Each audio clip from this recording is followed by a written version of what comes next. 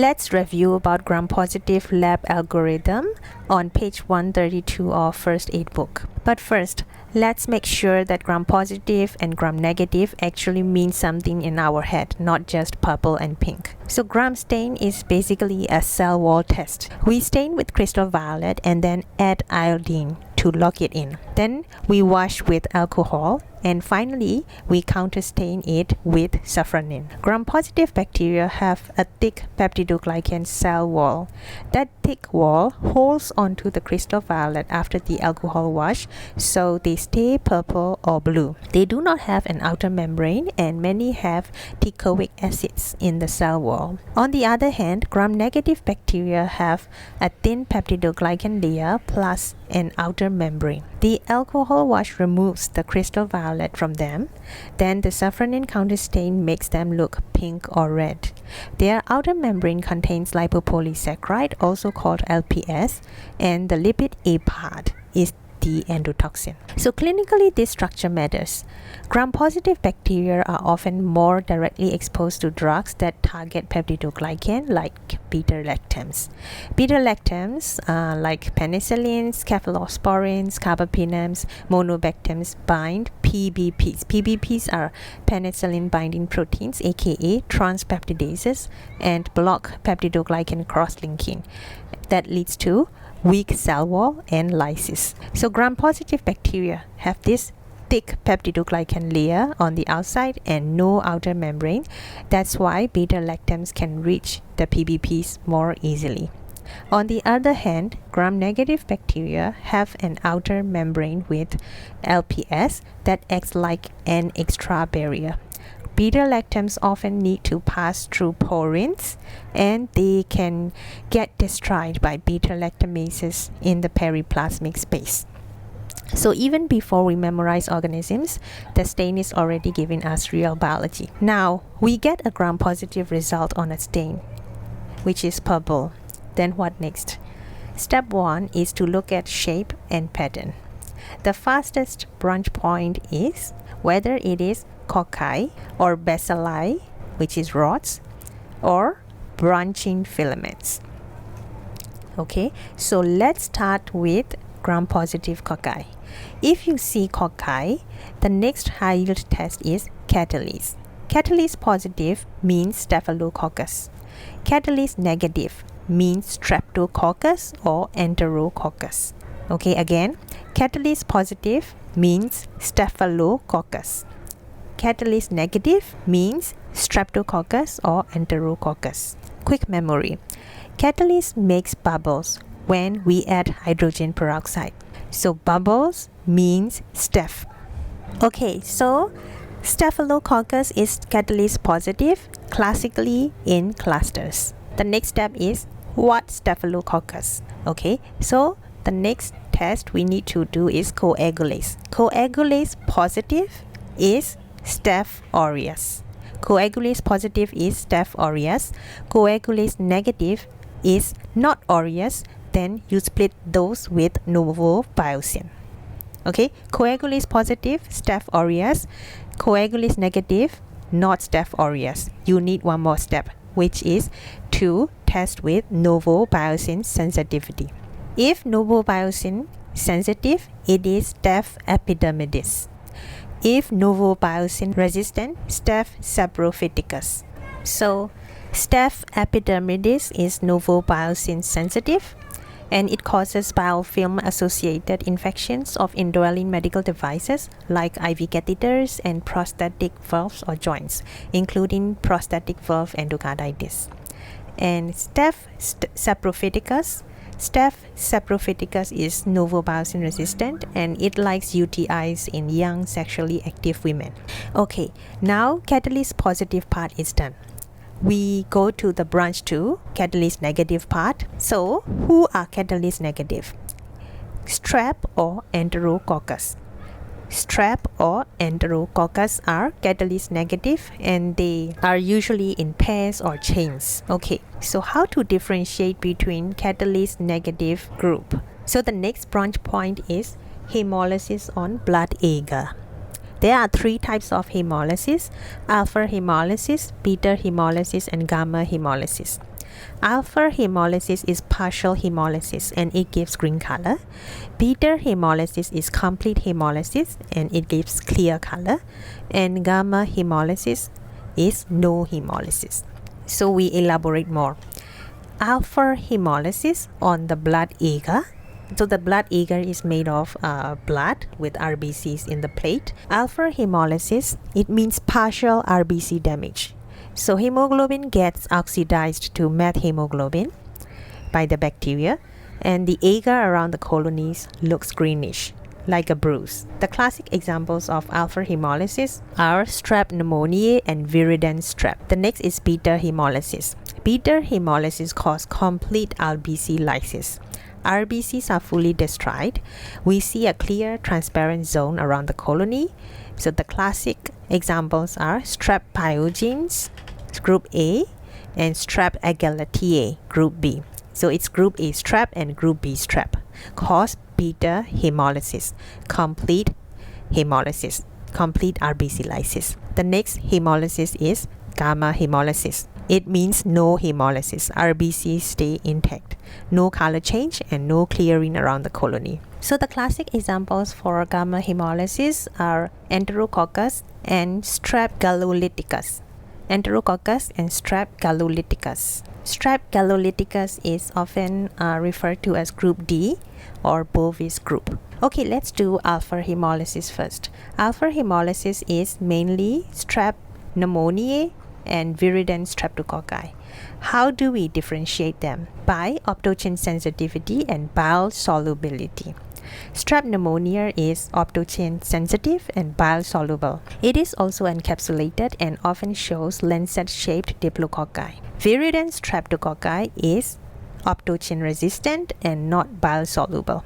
It has no capsule, and it includes Streptococcus mutans and Streptococcus mitis. So in the exam, it can come like pneumonia, meningitis, otitis media, sinusitis, plus an encapsulated bug, plus alpha hemolysis, plus optogen sensitive. Then we know that is Streptococcus pneumoniae. Or if it comes like dental procedure leading to endocarditis, alpha hemolysis, optogen resistant, then that is Streptococcus viridans. Now let's go to beta hemolysis. Beta hemolysis is mainly group A strep, which are Streptococcus pyogenes, and group B strep, Streptococcus agalactiae. How do we split them? We split them with bacitracin sensitivity and PYR test. What is PYR test? PYR is pyrrolidonyl aryl amidase. It's an enzyme. This test checks if the bacteria produce this enzyme, which breaks down a substrate, PYR. If the enzyme is present, a color change occurs, classically pink or red, after adding a developer.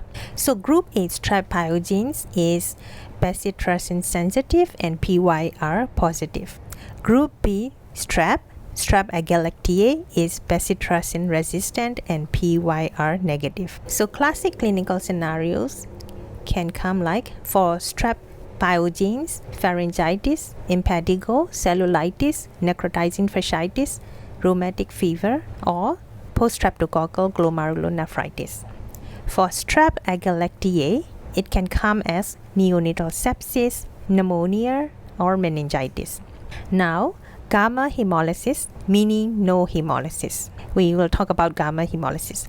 The big split is Enterococcus versus non-Enterococcus group D strep, classically strep gallolyticus.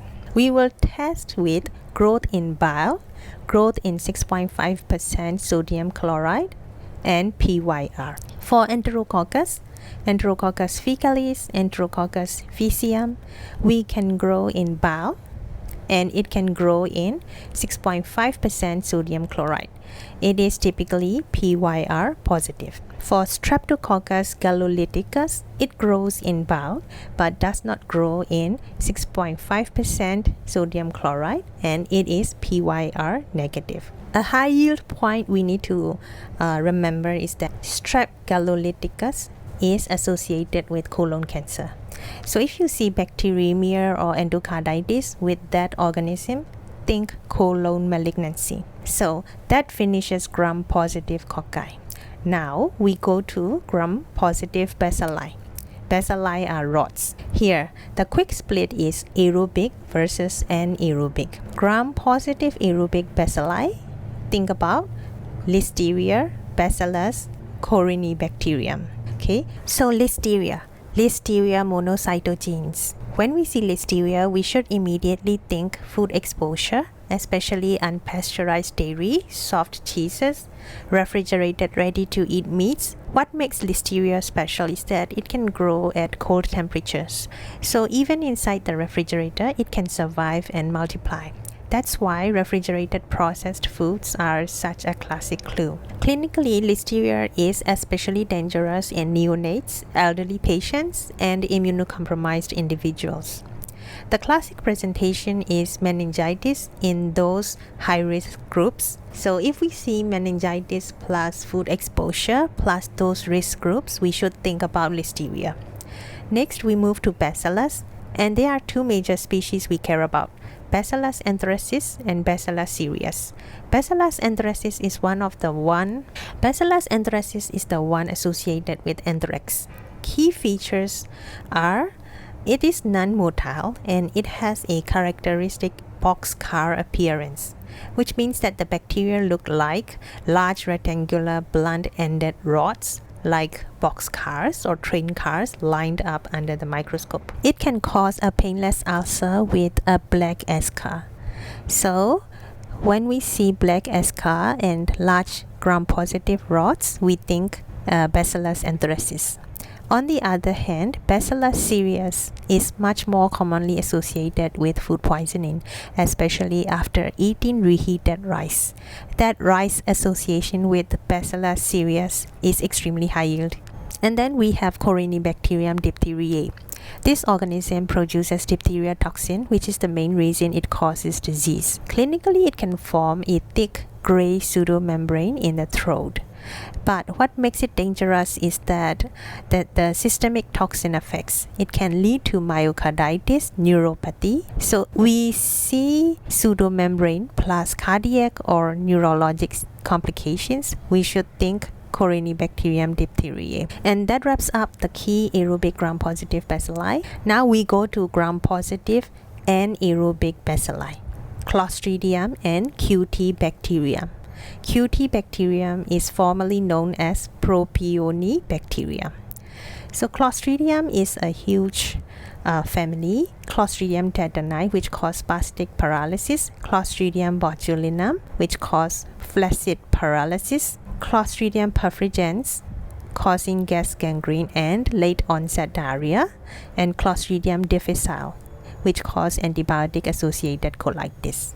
Cutibacterium acnes. Cutibacterium acnes cause acne and it is part of normal skin flora. Okay, now we go to the third major group, which is gram-positive branching filaments. We can split these by oxygen use and acid fastness. There is nocardia. Nocardia is aerobic and weakly acid fast. And actinomyces. Actinomyces is anaerobic and not acid fast. So acid fastness is a staining property of some bacteria that have waxy, lipid-rich cell walls, mainly mycolic acids. In an acid-fast stain, example Ziehl-Neelsen or Quignon stain, you apply carbol-fuchsin, a red dye, and then wash with acid alcohol. Acid-fast bacteria hold onto the red dye even after acid alcohol because the dye gets trapped in their waxy mycolic acid wall. Non-acid fast bacteria get decolorized by acid alcohol and then take the counterstain, often blue or green. So acid fastness suggests a tough waxy barrier which helps these organisms survive inside macrophages and makes them harder to stain and sometimes harder to treat.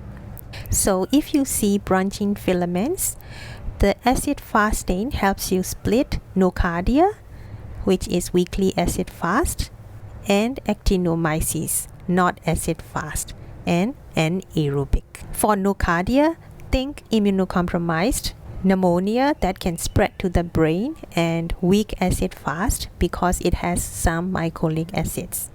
For actinomyces, think oral and cervicofacial infections, lumpy jaw, sulfur granules, and pelvic infection with IUD use, not acid fast. Okay, that's all for gram-positive lab algorithm, and let's do a quick recap. If we see gram-positive, which is purple or blue, we look at the shape first. Is it bacilli or cocci or branching filaments? In cocci, we look at catalase positive or catalase negative.